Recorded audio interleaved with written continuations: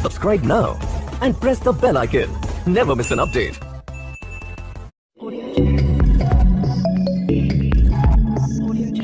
तो आज हम लोग पढ़ने वाले हैं ह्यूमन रेस्पिरेटरी सिस्टम, है ना, जिसका स्टार्टिंग हमारा नोस्ट्रल से होता है। ठीक है, यहाँ से एयर जो है वो हमारे नोस्ट्रल्स है ना, नोज जो है, नोज का जो होल्स है उनको नोस्ट्रल्स कहा जाता है। उसके थ्रू एयर अंदर जाता है। अंदर जाने के बाद क्या होता है, यहाँ पे तुम्हें कुछ हेयर्स मिल जाएंगे जो क्या करेगा, डस्ट वगैरह को थोड़ा सा रिमूव कर देगा। इसके बाद इसके अंदर और जाएगा तो क्या मिलेगा, नोजल पैसेज मिलेगा। इसके अंदर तुम्हें क्या क्या देखने को मिलेगा, हेयर लाइक स्ट्रक्चर यानी सीलिया देखने को मिलेगा। और क्या देखने को मिलेगा, म्यूकस, चिपचिपी पदार्थ देखने को मिलेगा। अब ये सब क्या करेगा, ये सब जो डस्ट वगैरह जो ये हमारा नोज का हेयर जो क्लीन नहीं कर पाया है उसको ये जो सीलिया है और म्यूकस है इसको उसका क्या करेगा, चिपका लेगा। ठीक है, चिपका लेगा। इसका मतलब तुम देखोगे ना, इसके अंदर में सीधा देखोगे तो यार देखना चिपचिपा रहता है हर समय। ठीक है, और कुछ समय बाद अगर डस्ट वगैरह ज्यादा जम गया है तो तुम देखना वो जो होता है ना, नाक के अंदर में जो एक है ना, हम लोग भी करके ऐसे करके कुछ निकालते हैं ना, बॉल बना के फिर कहीं चिपका देते हैं या फेंक देते हैं, वो चीज है म्यूकस। म्यूकस सूख जाने के बाद डस्ट को है ना, वो एक बॉल जैसा बन जाता है, मतलब एक हार्ड सब्सटेंस बन जाता है जिसको निकाल के हम लोग बॉल बना करके फेंक देते हैं। ठीक है, तो ये हो गया। अब देखो बॉल बना के फेंकने में मतलब लोग डायरेक्ट फेंकना चाहते हैं लेकिन नहीं फेंकता, क्योंकि सरफेस एरिया ज्यादा होता है ना, वो जाता नहीं है। इसलिए लोग क्या करते हैं, उसको बॉल बनाते हैं। बॉल बनाने से क्या होता है, सरफेस एरिया छोटा हो जाता है ना, कांटेक्ट में कम आता है तो फेंकने में आसानी होता है ना। जैसे मान लो बॉल फेंक रहा है ना, तो वैसे इस तरीके से फेंक पाएगा। ठीक है, तो ये हो गया। उसके देखो इसके अंदर और क्या, डस्ट पार्टिकल्स को ट्रैप करने का कैपेसिटी होता है। और ये क्या करता है, एयर को मॉइस्चर कर देता है और थोड़ा गर्म कर देता है। जो हवा अंदर की तरफ जाता है ना, थोड़ा गर्म हो जाता है। समझ आया ना बात? ओके, इसके बाद हवा देखो, हवा और आगे बढ़ेगा, ये एयर बढ़ेगा। एयर में मत समझना साली ऑक्सीजन है ना, इसके अलावा तुम्हें नाइट्रोजन देखने को मिलेगा, इसके अलावा तुम्हें CO2 देखने को मिलेगा। तो बहुत सारा चीज होगा एयर के अंदर। ये सारा चीज जो है अंदर जाएगा, साथ ही साथ डस्ट भी है जो अंदर जा रहा है। ठीक है, फिर ये डस्ट जब अंदर जाएगा, यहाँ पे नोजल पैसेज को होते हुए क्रॉस करते हुए क्लीन होते हुए अंदर जाएगा। फिर देखो तुम्हारा ये हल्लक मिलेगा ना, मुंह का खोलोगे तो अंदर में सीधा है ना, ये वाला हिस्सा है ना एकदम सीधा, ये हल्लक है। यानी इसको क्या कहते हैं, इसको फेरिंग्स कहते हैं। यानी ये ऐसा जंक्शन है जहां मुंह और नाक का जो पैसेज है वो दोनों एक जगह आके मिलता है, यानी जंक्शन है ये। समझ में आया ना? फेरिंग्स क्या है, कॉमन पैसेज है जहां से विंड भी पास होता है और फूड भी पास होता है। जो खाओगे वो भी यहीं से जाएगा और हवा भी लोगे वो भी यहीं से जाएगा। समझ रहे हो ना? ओके, इसके बाद क्या आता है, इसके बाद तुम देखो यहाँ पे इसको बोलता है एपिग्लोटिस, है ना। ये एपिग्लोटिस क्या करता है, ये हमारा जो खाना है और हवा है उसका डायरेक्शन को तय करता है और ये सीधा ब्रेन के द्वारा कंट्रोल होता है। यानी एपिग्लोटिस ऐसे सीधा खड़ा रहेगा, है ना। नॉर्मली अभी जैसे मैं हूँ सांस ले रहा हूँ, एपिग्लोटिस ऐसे खड़ा रहेगा, यानी हवा को अंदर आने जाने देगा। ठीक है, इधर से ये होगा, ये हमारा हो गया विंड पाइप का एरिया ना, इधर जाने देगा। और जैसे खाना वगैरह खाऊंगा, तुम देखो खाना खाओगे या पानी पियोगे तो देखना तुम हवा नहीं, सांस नहीं ले पाओगे उस टाइम में। ठीक है, उस पल के लिए सांस बंद हो जाता है। लेकिन हमारा जो लंग्स है उसमें बहुत सारा सांस हवा भरा हुआ रहता है, तो टेंशन नहीं। जब पानी पियोगे ऐसा नहीं कि तुम पानी पीते पीते मर जाओगे, खाना खाते खाते मर जाओगे। तुम लोग खा ही रहे हो, पी रहे हो, क्योंकि ये जो है कुछ हवा को जमा करके रखता है कुछ समय के लिए। ठीक है, ऐसे करके रहेगा। जैसे खाना वगैरह खाओगे क्या होगा, ऐसे करके गिर जाएगा। ऐसे करके जब गिरेगा तो क्या होगा, ये जो हमारा विंड पाइप है ना, ये ब्लॉक हो जाएगा, यानी खाना इधर नहीं जाएगा। अब क्या रास्ता बच गया, ये रास्ता, ये क्या है, ये हमारा एसोफिगस फूड पाइप है, तो खाना इधर की तरफ डायरेक्ट हो जाएगा। समझा ना? खाना ऐसे चला जाएगा, ये बंद हो जाएगा और खाना ऐसे चला जाएगा। और नॉर्मली क्या होगा, नॉर्मली ये खुला हुआ रहता है तो हवा जो है वो सीधा फूड पाइप विंड पाइप के अंदर घुस जाएगा। समझ आया ना? ओके, इसके बाद देखते हैं एपिग्लोटिस भी समझ गए। उसके बाद देखो, उसके बाद ये हमारा ये वाला हिस्सा, ये देख रहे हो जो निकला हुआ है थोड़ा सा, इसको क्या कहते हैं, इसको क्या कहते हैं, फेरिंग्स ना। इसको क्या कहते हैं, लेरिंग्स कहते हैं, फेरिंग्स नहीं। ठीक है, इसको लेरिंग्स कहेंगे। फेरिंग्स तो ऊपर वाला है ना, ऊपर वाला को फेरिंग्स कहते हैं, नीचे वाला को लेरिंग्स। यानी ये हमारा क्या है, ये हमारा विंड मतलब ये हमारा वॉइस बॉक्स है या फिर साउंड बॉक्स है, इसी से ही आवाज वगैरह निकलता है। समझ में आया ना? इसके बाद जब हमारा लेरिंग्स, हाँ लेरिंग्स, ये हमारा लेरिंग्स रहा जो जिसको वॉइस बॉक्स भी कहा जाता है। उसके बाद देखो ये लेरिंग्स का काम तो साउंड प्रोड्यूस करना है ना। और एपिग्लोटिस का काम, एपिग्लोटिस क्या है, ये एक फ्लैप कार्टिलेज है, फ्लैप ऑफ कार्टिलेज। ठीक है, ये क्या करता है, ये हमारा साउंड को, मतलब ये हमारा एयर को है ना, डायरेक्ट एयर और फूड को डायरेक्ट करता है अलग अलग पाइप्स में। समझ में आया ना? मेन फंक्शन इसका यही है एपिग्लोटिस का। इसके बाद हमारा लेरिंग्स का, ये तो साउंड प्रोड्यूस करने का काम है इसका। इसके बाद हमारा शुरू होता है क्या, ट्रेकिया। ट्रेकिया क्या है, ये हमारा रिंग्स ऑफ कार्टिलेजेस है। ये शी शेप रिंग है, कंप्लीट रिंग्स नहीं है, पूरा कंप्लीट नहीं है, शी शेप रिंग्स है। ये शी शेप रिंग्स क्या करता है, देखो ऐसा है, ये पीछे की तरफ क्या है, पीछे की तरफ थोड़ा खुला हुआ है, है ना, ऐसा है सी शेप, ये है ना, ये पीछे की तरफ खुला हुआ है, इसे क्या होता है, इसके पीछे की तरफ हमारा क्या है, फूड पाइप है। तो ये क्या होता है, जब भी खाना इधर से पास करता है फूड पाइप के थ्रू, तो ये थोड़ा कोलैप्स करता है, पूरा कोलैप्स नहीं हो जाता है, पूरा कोलैप्स हो जाएगा तो मर ही जाएगा इंसान, ठीक है, थोड़ा कोलैप्स होता है ताकि खाना अंदर जा पाए। कभी कभी हैवी खाना हो जाता है ना, खाना जा रहा है तो ये क्या करता है, दब जाता है पीछे की तरफ, इसलिए पीछे की तरफ खुला हुआ रहता है, समझ आना। और आगे की तरफ छू के देखो ना, ये सब देख रहे हो ना, ये सारे रिंग्स ऑफ कार्टिलेजेस है, ये आगे का हिस्सा है और पीछे का हिस्सा सी शेप है, इस तरह का है, तो इस वजह से इसके पीछे से क्या पास होता है, फूड पाइप पास होता है, ठीक है, और ये थोड़ा कोलैप्स करने में, हल्का सा कोलैप्स करने में थोड़ा फ्लेक्सिबल होता है, ताकि खाना जो है अगर जाए भी तो ये विंड पाइप को कोई इतना तकलीफ ना हो। और रिंग्स ऑफ कार्टिलेजेस ऐसे इसका फंक्शन समझते हैं, ये नॉर्मल पाइप भी तो हो सकता था, रिंग्स ऑफ कार्टिलेजेस मतलब ये हमारे जैसे नॉर्मल बोन्स है ना, नाक का, कान का जो बोन्स है, उसी तरह सॉफ्ट बोन्स कहते हैं ना इनको, ये सॉफ्ट बोन से ही ये भी बना हुआ है, नॉर्मल ट्यूब नहीं है ये, नॉर्मल ट्यूब होता तो क्या होता, मान लो इन एब्सेंस ऑफ एयर ये क्या होता, कोलैप्स हो जाता, लेकिन रिंग्स ऑफ कार्टिलेज है, बोन्स है, तो ये कभी कोलैप्स नहीं करेगा, समझ में है ना, एयर वेयर का एब्सेंस आ जाएगा तो ये कोलैप्स कर जाएगा। तो यहाँ फंक्शन क्या है देखो,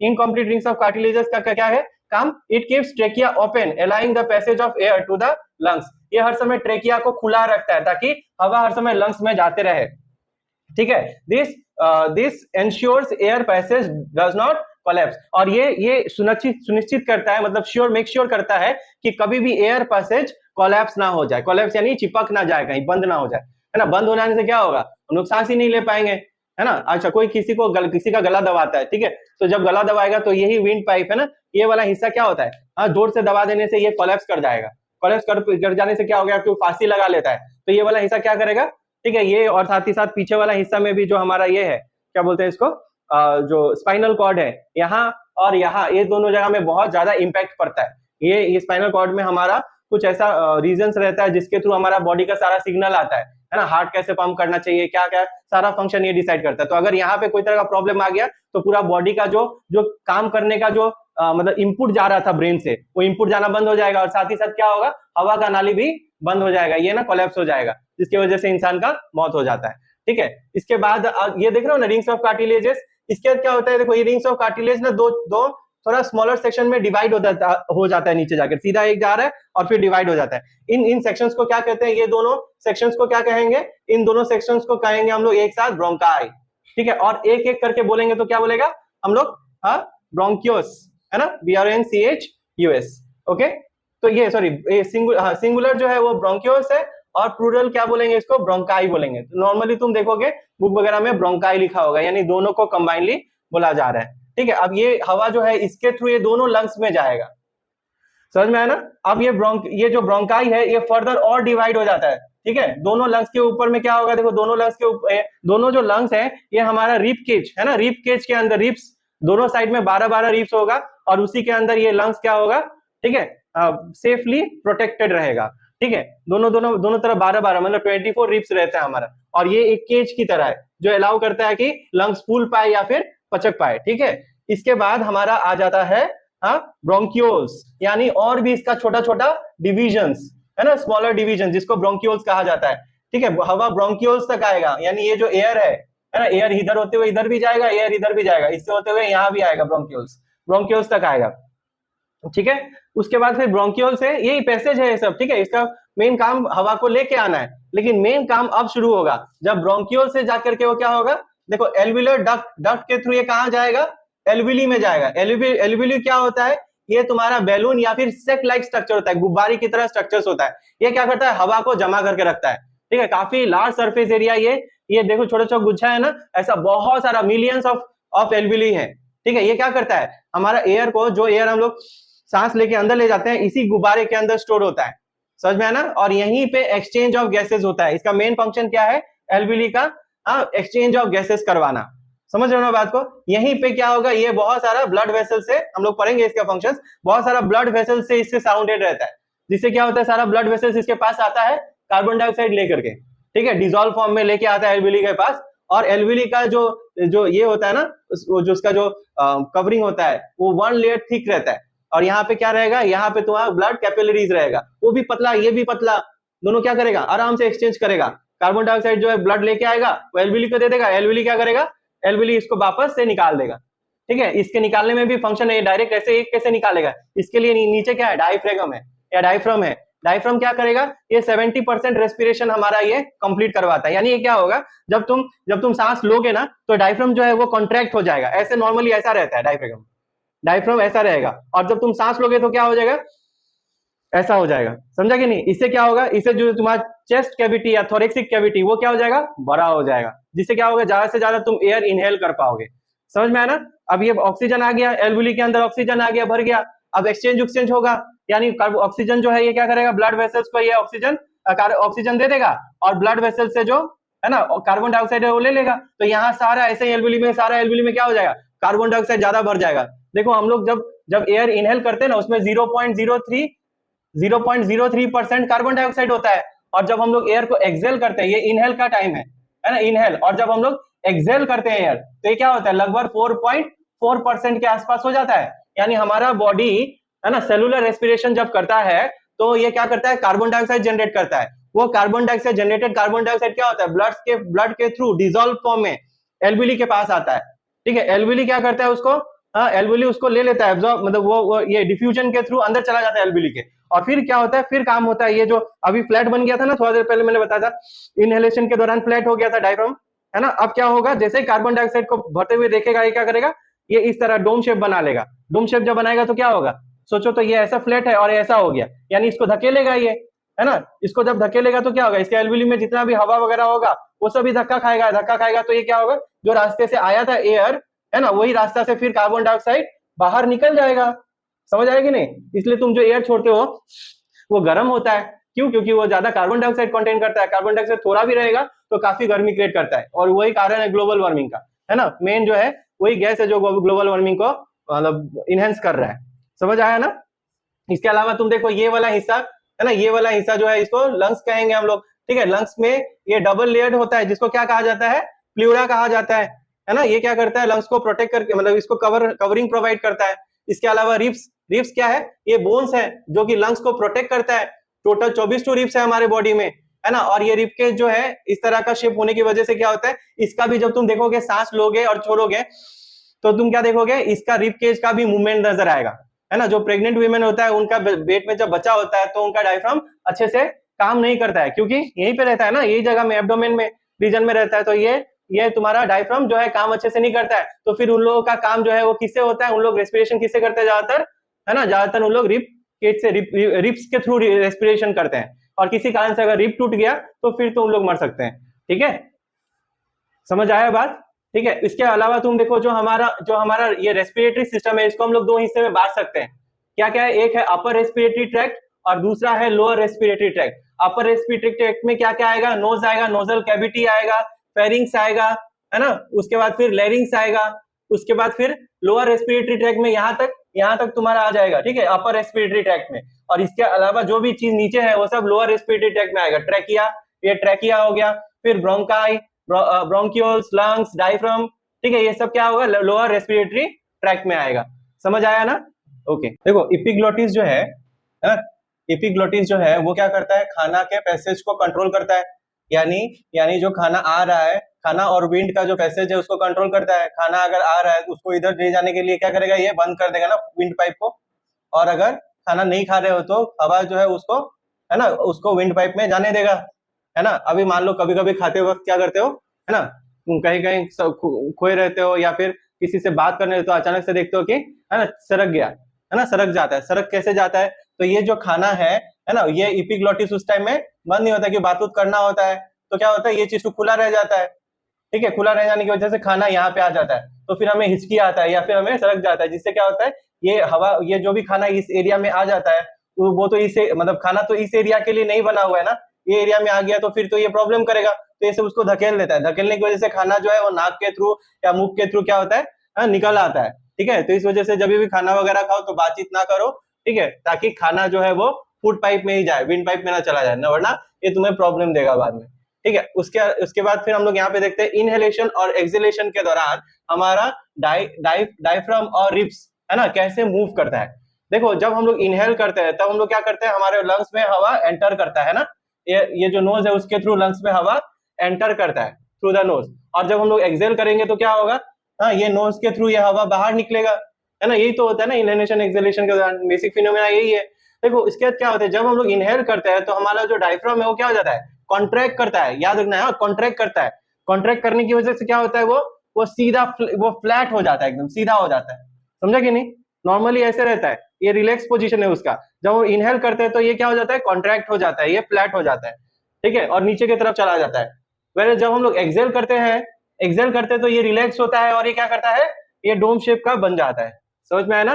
देखो उसके अलावा रिब्स में क्या मूवमेंट होता है, जब हम लोग इनहेल करते हैं तो हम लोग, हमारा रिब्स ऊपर की तरफ जाता है, समझे, अपवर्ड एंड आउटवर्ड। देखना ऊपर के तरफ, जैसे ऊपर की तरफ जाएगा और बाहर की तरफ फेंकेगा, है ना, सीना टू बाहर की तरफ निकलता हुआ नजर आएगा, है ना, बाहर की तरफ, ऊपर की तरफ उठेगा और बाहर की तरफ निकलेगा। और जब हम लोग एक्सेल करेंगे तो क्या होगा, ये उल्टा हो जाएगा, ये नीचे की तरफ आएगा और अंदर की तरफ घुसेगा, है ना, नीचे आएगा अंदर की तरफ घुसेगा। वो क्या करेगा, उससे चेस्ट कैविटी, है ना, को का साइज छोटा कर दिया जाता है ताकि हवा जितना हो सके उसको बाहर निकाल फेंकना है, ठीक है। और ये जो अपवर्ड और आउटवर्ड होने की वजह से क्या होता है, ज्यादा से ज्यादा हवा जो है ये चेस्ट कैविटी में घुस सकता है। समझ में आया ना। डायफ्राम क्या करता है, हाँ, ये एक तरह का ये मेम्ब्रेन है ना, ये एक क्या बोलते हैं तुम्हारा मेम्ब्रेन शीट है। ये क्या करता है, ये थोरेसिक कैविटी और एब्डोमिनल कैविटी को सेपरेट करके रखता है। और क्या करता है, दूसरा काम क्या है, जो एयर जो इनहेलेशन और एक्सहेलेशन के दौरान जो है वो इसका लंग्स का मूवमेंट करवाता है ना। इनहेल करोगे तो ये लंग्स का थोरेसिक कैविटी, ये जो जगह है उसको बढ़ा देगा ये नीचे जा करके, और जब एक्सेल करोगे तो इसका जगह छोटा कर देगा ताकि हवा जितना हो सके, है ना, जो कार्बन डाइऑक्साइड कंटेनिंग एयर है उसको बाहर निकाल फेंके, ठीक है। तो यही होता है, इनहेलेशन के दौरान क्या होता है, हमारा थोरेसिक कैविटी बढ़ जाता है क्योंकि हमारा डायफ्राम भी मूव कर रहा है, नीचे की तरफ जा रहा है, और हमारा रिब्स भी बाहर की तरफ और ऊपर की तरफ भाग रहा है। तो देख रहे हो ना, ये नीचे जा रहा है ऊपर जा रहा है, इसकी वजह से क्या होगा, large surface, large volume generate होगा जिसके अंदर इजीली बहुत सारा हवा जो है उसको एंटर किया जा सकता है। समझ में है ना। तो अगर इसका कैपेसिटी का बात करें तो ये लगभग 6 लीटर, है ना, 6 लीटर ये क्या कर सकता है, एयर को ये अपने अंदर मैक्सिमम ऐसे करके अगर तुम करते हो, पूरा एकदम जोर से जोर लगाते हो ना इनहेलेशन के लिए, तो 6 लीटर एयर तुम इसमें लंग्स के अंदर कंटेन करके रख पाओगे। और नॉर्मली करते हो तो 500 ml, जो हम नॉर्मल एयर इनहेल एक्सेल कर रहे हैं ना, तो उसमें बस 500 ml हम लोग इनहेल कर पाते हैं एयर, ठीक है। और अगर हम लोग बहुत जोर लगा दे तो ये 6 लीटर के करीब जा सकता है, यानी तुम बहुत इनहेलेशन, अच्छे से इनहेलेशन करोगे तो काफी समय तक बिना एयर के भी रह पाओगे तुम, ठीक है, ओके। और यही चीज स्विमर्स जो होता है ना, वो अप्लाई करता है, इनहेल कर लेता है बहुत सारा एयर, है ना, ताकि वो ज्यादा समय तक, ठीक है, अपने आप को पानी के अंदर रख पाता है, ठीक है। इसके अलावा भी उनके और भी सारा मैकेनिज्म है जो उन लोग के ऊपर काम कर रहे हो, ओके। तो यहाँ तक समझ आया ना ये चीज, ओके। तो नेक्स्ट हम लोग देखने वाले हैं कि कैसे एल्वियली फंक्शन करता है, ठीक है। देखो एल्वियली में हम लोग जो है, देखो यहाँ से नोज के थ्रू, है ना, नोज के थ्रू एयर इनहेल करते हैं, है ना। इनहेल करने के बाद वो क्या होता है, वो लेरिंग्स फेरिंग्स ट्रैकिया से होते हुए वो कहाँ आता है, वो ब्रोंकाई में आएगा, ब्रोंक्यूल्स में आएगा, है ना, और उसके बाद फिर एल्वियली में आएगा, है ना। तो यहाँ पे आ गया ना, अब एयर जो है वो किस में घुस गया, एल्वियली में घुस गया, है ना, समझ गए ना बात। तो एल्वियली के अंदर आ जाने के बाद क्या होगा, अब जो ये एयर है इसके अंदर तो काफी सारा चीज है, ऑक्सीजन है ना, कार्बन डाइऑक्साइड है, क्या क्या है, O2 है, उसके बाद CO2 भी है और N2 भी है, समझा कि नहीं। प्योर ऑक्सीजन हमें नहीं मिलता है ना, ये सारे कंबाइंड फॉर्म में रहता है ना, एक साथ रहता है ये लोग। इसके बाद क्या होगा, देखो इसके बाद जो हमारा ये ब्लड वेसल्स है, ठीक है, इसके आसपास में, एल्वियली के आसपास में क्या होगा, काफी सारा एक्सटेंसिव नेटवर्क ऑफ, है ना, जो भी रीजन होगा, रेस्पिरेटरी रीजन, वो क्या होगा, मॉइस्चरस होगा। ये मैंने पहले भी बोला हुआ है ना, मॉइस्चरस होगा ताकि इजी डिफ्यूजन को सपोर्ट कर पाए। बात दूसरा नंबर चीज क्या है, उसके आसपास में काफी सारे extensive network of blood vessels होंगे। तो यहाँ पे हर जगह क्या होगा, बहुत सारा ब्लड वेसल्स होगा यहाँ पे। ये ब्लड वेसल्स क्या करेगा, ये ब्लड वेसल्स जो है, ये ब्लड वेसल्स में ये यहाँ से जो एयर है, O2 है, वो क्या होगा, ये O2 जो ब्लड वेसल के अंदर डिफ्यूज हो जाएगा। अभी जो O2 है डिफ्यूज होने के बाद ब्लड वेसल्स में, यहाँ तो ब्लड है ना, ब्लड के साथ O2 मिक्स नहीं होता है, ठीक है। तो O2 तो बहुत इंपॉर्टेंट चीज है ना, इंपॉर्टेंट चीज है। तो इसके लिए ब्लड का जो हेमोग्लोबिन है, ब्लड में जो आरबीसी होगा, रेड ब्लड सेल, उसका एक पिगमेंट प्रेजेंट, आरबीसी के अंदर में एक पिगमेंट रहता है जिसको हम लोग क्या बोलते हैं, हेमोग्लोबिन। ये क्या है, इसको हम लोग कहते हैं रेस्पिरेटरी पिगमेंट है। ये रेस्पिरेटरी पिगमेंट क्या करता है, एक तरह का प्रोटीन है। ये क्या करेगा, जो भी ऑक्सीजन जो आएगा ब्लड के अंदर, इसको ये अपने साथ बांध लेगा, और बांधने के बाद क्या होगा, ये ब्लड जो है ये सारा बॉडी में उसको लेके घूमेगा, जो जो सेल को चाहिए होगा वो सेल को ये ऑक्सीजन दे देगा। बात समझ में आया ना। हाँ, ये जो ऑक्सीजन है ये ब्लड में घुसेगा डिफ्यूजन के माध्यम से, डिफ्यूज हो गया ब्लड वेसल्स में, ब्लड कैपिलरीज में जाने के बाद क्या होगा, इसके डिसॉल्व फॉर्म में रहता नहीं है, इसको ये ऑक्सीजन जो है ब्लड में डिसॉल्व होता नहीं है। तो ये क्या करेगा, इसके लिए क्या उपाय ब्लड ने किया है, ब्लड ने हेमोग्लोबिन को कहा है, ठीक है, कि ये जो प्रोटीन है हेमोग्लोबिन के अंदर, जो रेड ब्लड सेल के अंदर जो प्रोटीन है वो जो कि हेमोग्लोबिन है, वो ऑक्सीजन को अपने में बांध लेगा। बांधने के बाद क्या करेगा, उसको हर सेल तक लेके जाएगा। ब्लड जहां जहां जाएगा, हर जगह जाता है ना, ब्लड हर सेल में जाता है, तो जहां जहां जाएगा वहां ये ऑक्सीजन लेके जाएगा और फिर डिफ्यूजन के माध्यम से वो ऑक्सीजन उस सेल को दे देगा। सेल के अंदर ऑक्सीजन जब जाएगा वो जाके क्या करेगा, जो ऑलरेडी ग्लूकोज प्रेजेंट है पाइरोवेट के फॉर्म में, उसके साथ वो कहाँ जाएगा, ऑक्सीजन और माइटोकॉन्ड्रिया, फिर दोनों कहाँ जाएगा, सॉरी ऑक्सीजन और पाइरोवेट दोनों कहाँ जाएगा, माइटोकॉन्ड्रिया के अंदर जाएगा। और फिर क्या होगा, क्रेब्स साइकिल होगा। क्रेब्स साइकिल होने की वजह से क्या होगा, ऑक्सीजन जाके पाइरोवेट को तोड़ेगा और पाइरोवेट को तोड़ने के बाद एरोबिक रेस्पिरेशन होगा और एटीपी जनरेट करेगा, लार्ज अमाउंट 38 एटीपी जनरेट करेगा। ये एटीपी क्या होगा, स्टोर होकर रहेगा सेल के अंदर में। जब भी सेल को एनर्जी का रिक्वायरमेंट होगा यही एटीपी यूटिलाइज होगा और सेल को जो एंडोथर्मिक प्रोसेसेस है सेल के अंदर उसको परफॉर्म करवाएगा। और इस दौरान जो क्रेब्स साइकिल के दौरान जो कार्बन डाइऑक्साइड प्रोड्यूस होगा, वो कार्बन डाइऑक्साइड क्या करेगा, फिर से ये ब्लड में मिक्स होकर के डिसॉल्व होकर के, ये जो कार्बन डाइऑक्साइड है ये इसके लिए हेमोग्लोबिन इसको नहीं लाता है, ये अच्छा खासा ये डिसॉल्व होने का कैपेबिलिटी है, ये ऑक्सीजन ये ब्लड में डिसॉल्व हो जाता है कार्बन डाइऑक्साइड, और डिसॉल्व होकर के क्या होता है, पूरा बॉडी से जितना भी कार्बन डाइऑक्साइड है ब्लड में डिसॉल्व होकर के वो फिर ये कैपिलरी में आएगा, और कैपिलरी में आने के बाद क्या होगा, ये डिफ्यूजन के रास्ते ये ब्लड से कहाँ चला जाएगा, एल्वियली में चला जाएगा। और एल्वियली क्या करेगा इसको, एल्वियली नहीं, ये जो तुम्हारा डायफ्राम है वो क्या करेगा, इसको धकेल देगा। धकेलने से क्या होगा, जो भी कार्बन डाइऑक्साइड है और जो दूसरा गैसेस है, साथ ही साथ और भी एक चीज है, बाई प्रोडक्ट फॉर्म होता है वाटर वेपर, वो भी क्या होगा इसके थ्रू, एल्वियली के थ्रू होते हुए, है ना, ये है ना, उल्टा उल्टा ये तुम कर दो यहाँ पे, है ना, तो ये उल्टा रास्ता पकड़ते हुए ट्रेकिया के होते हुए ये फिर से नाक से फिर बाहर निकल आएगा। समझ में आया ना ये बात, ठीक है। तो तुम्हें याद रखना है कि जो हेमोग्लोबिन है वो ले वो जो है ऑक्सीजन, कार्बन डाइऑक्साइड से ज्यादा वो ऑक्सीजन को पसंद करता है ना। कभी कभी डिफ्यूजन के थ्रू कार्बन डाइऑक्साइड भी तो आ सकता है ना, या फिर इसमें भी कार्बन डाइऑक्साइड रहता है, पर उसको पसंद नहीं करता है। ये सबसे ज्यादा किसको पसंद करता है, ऑक्सीजन को पसंद करता है। इस वजह से ये हेमोग्लोबिन क्या करता है, ऑक्सीजन को अपने में बांध लेता है। प्रोटीन है ना हेमोग्लोबिन, इसको रेस्पिरेटरी पिगमेंट बोल के याद रखो, हाँ इंपॉर्टेंट है टर्म। अगर पूछता है रेस्पिरेटरी पिगमेंट क्या है, ब्लड का रेस्पिरेटरी पिगमेंट क्या है, तो तुम्हें हेमोग्लोबिन बोलना है। और उसका एफिनिटी किसके लिए, वो पसंद किसको ज्यादा करता है, O2 को ज्यादा करता है, इसलिए उसको अपने साथ बांध लेता है। जैसे तुम तुम्हारे दोस्त को पसंद करते हो तो तुम्हारे साथ उसका साथ ही रहना चाहते हो, वैसे ये भी कार्बन डाइऑक्साइड से ऑक्सीजन को पसंद करता है। इसलिए कार्बन डाइऑक्साइड ब्लड के अंदर डिसॉल्व फॉर्म में रहता है, वेयर एज ऑक्सीजन क्या होता है, ब्लड के हेमोग्लोबिन में रहता है। आरबी, ब्लड के जो अंदर आरबीसी है उसके हेमोग्लोबिन में बंधा हुआ रहता है और फिर इधर उधर मूव करता है, क्योंकि वो जो हेमोग्लोबिन है वो ऑक्सीजन को ज्यादा पसंद करता है, ठीक है। लेकिन देखो यहाँ पे हेमोग्लोबिन जो है उसको एक उससे भी ज्यादा, ऑक्सीजन से भी ज्यादा प्यारा चीज उसके लिए है। वो क्या है, वो है कार्बन मोनोऑक्साइड, CO। समझ में है ना। अगर हेमोग्लोबिन कार्बन मोनोऑक्साइड को देख लिया फिर तो वो ऑक्सीजन को भी पसंद नहीं करेगा, उसके सामने वो कार्बन मोनोऑक्साइड ही चाहिए। अभी ये, लेकिन ये जो कार्बन मोनोऑक्साइड है ना, ये बहुत ही harmful, poisonous, colourless, poisonous, odourless gas है, ठीक है। ये हमारे लिए बहुत ही खतरनाक है। अगर रूम वगैरह बंद होगा और तुम कुछ चीज जला रहे हो तो ऑक्सीजन की कमी की वजह से कार्बन डाइऑक्साइड नहीं बनकर, कोई भी चीज कार्बन होता है ना, जो चीज जल रहा है फ्यूल है वो कार्बन है, जब उसको तुम जलाओगे तो उससे क्या बनेगा, कार्बन डाइऑक्साइड बनेगा। लेकिन अगर ऑक्सीजन सफिशिएंट नहीं हुआ तो कार्बन डाइऑक्साइड न बन के क्या बन जाएगा, वो कार्बन मोनोऑक्साइड बन जाएगा। और अगर उसी घर में तुम हो, रूम बंद है, तो कार्बन मोनोऑक्साइड तुम्हारे बॉडी में जाएगा, ठीक है। अगर ये ज्यादा चला गया तो डेथ भी हो सकता है, क्योंकि कार्बन मोनोऑक्साइड में ऑक्सीजन का कमी है, बॉडी के अंदर जाकर के तुम्हें क्या करेगा, तुम्हें बहुत ही अनकंफर्टेबल फील करवाएगा, क्योंकि ऑक्सीजन सबको ये क्या करेगा, हाँ तुम्हारा बॉडी का ऑक्सीजन सबको ये खींचेगा, है ना, ताकि वो जो इनकम्प्लीट कंबशन है ना, तो इसमें ऑक्सीजन का कमी है, वो कमी को ये पूरा करना चाहेगा, तो तुम्हें बहुत ही ज्यादा सफोकेशन होगा अगर रूम बंद रहता है तो।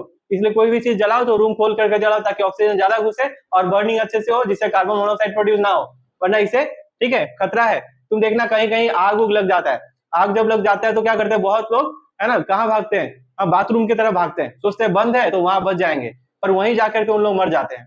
क्यों मरते हैं वहां पे जाने से, क्योंकि पूरा बंद हो जाता है और जो अंदर ही अंदर जो आग लगा हुआ है वो अंदर ही अंदर का सारा ऑक्सीजन यूटिलाइज कर लेता है ना, तो ऑक्सीजन का कमी हो जाता है। जब ऑक्सीजन कम होता है तो चीज का बर्निंग अच्छे से नहीं होता है, उससे बहुत सारा अंदर ही अंदर कार्बन मोनोऑक्साइड जनरेट हो जाता है। और उससे क्या हो जाता है, जब ज्यादा कार्बन मोनोऑक्साइड हो जाएगा और तुम सांस लोगे तो तुम्हें, है ना, बहुत घुटन घुटन सा लगेगा, है ना, घुटन लगते हुए, है ना, मतलब इंसान का मौत भी हो जाता है। ज्यादातर इसी केस में लोग जो अंदर फंस जाते हैं वो कार्बन मोनोऑक्साइड की वजह से ही मरते हैं। तो उसको इससे अच्छा है कि लोगों को अंदर रहने से अच्छा है कि उनको आग से बाहर निकलने का कोशिश करना चाहिए, क्योंकि ऐसे भी मरने वाले हैं हम।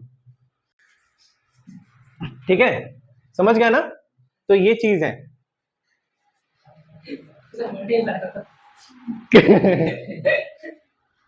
हाँ, ये हो गया। ठीक है, इसके अलावा और ठीक है, तो अब हम लोग देखते हैं कि रेसिडुअल वॉल्यूम ऑफ एयर क्या कहा। तो अब हम लोग देखते हैं कि रेसिडुअल वॉल्यूम ऑफ एयर क्या होता है। ठीक है, तो देखो, जब हम लोग ब्रीद इन करते हैं, ठीक है, और जब ब्रीद आउट करते हैं, तो हमारे बॉडी में, ठीक है, ऐसा नहीं होता कि हम लोग जब ब्रीद आउट कर रहे हैं तो हमारे लंग्स का सारा एयर बाहर निकल जाता है। लंग्स कुछ एयर जो है अपने पास रख देता है, ठीक है, ताकि जो ऑक्सीजन अगर थोड़ा देरी से भी आए तब तक ये एक्सचेंज ऑफ गैसेस करते रहे। ठीक है, और ये वॉल्यूम जो है लगभग, है ना, एक मतलब 1 लीटर के करीब होता है, 1 लीटर या से 120 लीटर, ताकि ये जो हमें समय लगेगा ना, होता है ब्रीद इन कर लिया, किसी कारण से थोड़ा समय लग सकता है ना, जैसे ब्रीद इन कर लिया, ब्रीद आउट कर दिया, है ना, तो ये एयर सारा नहीं निकल जाता है, कुछ एयर ये लंग्स जमा करके रख लेता है अपने पास, ताकि जब ब्रीद इन करने में हो सकता है कभी देरी हो जाए, तो तब तक के लिए ये जो एयर है अंदर में वो हमारा डिफ्यूज होते रहेगा, है ना, ब्लड में, है ना, ताकि वो ब्लड को ऑक्सीजन का सप्लाई मिलते रहे। ठीक है, और ये हमारा 1100 से 1200 ml तक होता है अप्रोक्सीमेटली, हमारा लंग्स जमा करके रखता है। रेसिडुअल वॉल्यूम ऑफ एयर कहा जाता है इसको। उसका देखो नेक्स्ट है टाइडल वॉल्यूम। ये क्या होता है? ये नॉर्मली जब हम लोग इनहेल करते हैं तो हम लोग कितना एयर अंदर लेते हैं अपना, ठीक है, वो लगभग कितना है, आधा लीटर, 500 ml एयर हम लोग नॉर्मली इनहेलेशन में 500 ml लीटर लेते हैं, तो इसको टाइडल वॉल्यूम ऑफ एयर कहा जाता है। उसका देखो मैक्सिमम टोटल या maximum capacity of the lungs, ये कितना है? जब तुम जितना जोर से सांस ले सकते हो उतना जोर से जब सांस लोगे तो लगभग तुम्हारा लंग्स जो है 6000 ml या फिर 6 लीटर ऑक्सीजन एयर जो है वो क्या कर पाएगा, ले पाएगा, एक बार में जमा कर पाएगा लंग्स के अंदर। तो ये तुम्हारा क्या हो जाएगा, ये हो जाएगा टोटल लंग कैपेसिटी। उसके बाद देखो ऑक्सीजन सिलेंडर हम लोग जानते हैं, जब हम लोग पहाड़ वगैरह में जाते हैं तो हम लोग जो ऑक्सीजन सिलेंडर होता है उसमें सिर्फ ऑक्सीजन नहीं मिलाते हैं, क्योंकि ऑक्सीजन जो है वो हैवी गैस है। अगर हम लोग डायरेक्ट इनहेल कर लेते हैं तो जाके हमारा एल्वियली को क्या करेगा, है ना, चोट पहुंचाएगा, उसे एल्वियली वगैरह सब लंग्स जो है वो डैमेज हो जाएगा हमारा। इस वजह से डायरेक्ट ऑक्सीजन नहीं दिया जाता, उसके साथ नाइट्रोजन मिक्स करके दिया जाता है। उसका देखो अगर हम सी के अंदर जाते हैं तो फिर उसमें भी हम लोग ऑक्सीजन और नाइट्रोजन जो है मिक्स करके उसका सिलेंडर हम लोग लेके जाते हैं। लेकिन अगर डीप सी में जाते हैं तो क्या करते हैं हम लोग, ऑक्सीजन और हीलियम, सॉरी, ऑक्सीजन और हीलियम, ठीक है, ऑक्सीजन और हीलियम का मिक्सचर लेके, ठीक है, हम लोग डीप सी में जाते हैं। ठीक है, और जो तुम सूट पहनोगे उसमें वो क्या होगा, उस सूट के अंदर में, क्योंकि उसमें जब बहुत डीप सी जाते हो ना तो वहाँ प्रेशर बहुत हाई होता है, तो जो सूट वगैरह होता है स्विमिंग जो है ना, जो काफी अंदर तक जाने के लिए जो एक सूट पहनते हैं ना, उसको स्कूबा डाइवर सब जो है ना, वो सूट जो है उसके अंदर नाइट्रोजन भरा हुआ रहता है, क्योंकि अंदर इतना ज्यादा प्रेशर है ना, अगर नॉर्मल कपड़ा पहन के जाओगे तो इतना प्रेशर से हार्ट को, है ना, हार्ट को ये कर सकता है, डैमेज कर सकता है, ये प्रेशर ज्यादा लग जाएगा हार्ट पे तो हो सकता है कि, है ना, हार्ट को मतलब किसी तरह से नुकसान पहुंच जाए। इस वजह से उन लोग, है ना, नाइट्रोजन भर लेता है ताकि प्रेशर को सह ले उन लोग डीप सी में। उसके बाद देखो नेक्स्ट आईसीयू आ जाता है। ठीक है, आईसीयू है इंटेंसिव केयर यूनिट, है ना, यहाँ पे हर समय तुम्हें डॉक्टर्स नर्स देखने को मिलेंगे यहाँ पे, है ना, क्योंकि जो पेशेंट्स यहाँ जाते हैं वो बहुत ही ज्यादा क्रिटिकल केस में रहते हैं। तो इसमें भी जो है आईसीयू के अंदर पेशेंट्स को 2 हिस्से में बांटा जा सकता है। वो पेशेंट जो कम सीरियस है, ठीक है, उन लोगों का जो है लंग्स वगैरह अच्छे से काम कर रहा है, तो इस वजह से उन लोगों को सिर्फ ऑक्सीजन मास्क पहना दिया जाएगा, उन लोग खुद ही ऑक्सीजन इनहेल और एक्सेल करेंगे। समझ में आना, एयर इनहेल करेंगे, जो ऑक्सीजन सिलेंडर में एयर होगा उसको इनहेल कर पाएंगे, एक्सेल कर पाएंगे। लेकिन कुछ लोग होंगे जिनका लंग्स काम करना बंद कर देता है, उन लोग क्या कर सकते हैं, उन लोग जो है ऑक्सीजन मास्क लगा देने से उन लोग सांस खुद से नहीं ले पाएंगे, फिर देखना उनके नाक में एक पाइप घुसा दिया जाता है और फिर मशीन के द्वारा क्या होता है, ऑक्सीजन को पंप इन किया जाता है जोर जबरदस्ती, ठीक है, ऑक्सीजन उनके लंग्स में भेजा जाता है ताकि उन लोग, है ना, सर्वाइव कर पाए, जिंदा रह पाए। समझ में आया ना? और उस तरह का केस को क्या कहा जाता है, वेंटिलेटर कहा जाता है। वेंटिलेटर पे चला गया यानी बहुत ज्यादा, मतलब अगर कुछ प्रॉब्लम हुआ तो वो वहां से, ठीक है, गुजर भी सकता है। इस वजह से उनको बहुत ही ज्यादा केयर का जरूरत होता है। इस वजह से उन लोगों को ऑक्सीजन जो है पाइप के थ्रू उनके डायरेक्ट मतलब नाक के थ्रू अंदर डाल दिया जाता है ना, ट्रेकिया वगैरह के तरफ डाल दिया जाता है, प्रेशर से उन लोगों को ऑक्सीजन दिया जाता है। उस ऑक्सीजन में ऑक्सीजन और वो जो एयर होगा जो भेजा जाता है उसमें ऑक्सीजन और हीलियम मिक्स किया जाता है। समझ गए ना? तो इस तरीके से हम लोग रेस्पिरेशन को खत्म कर देते हैं।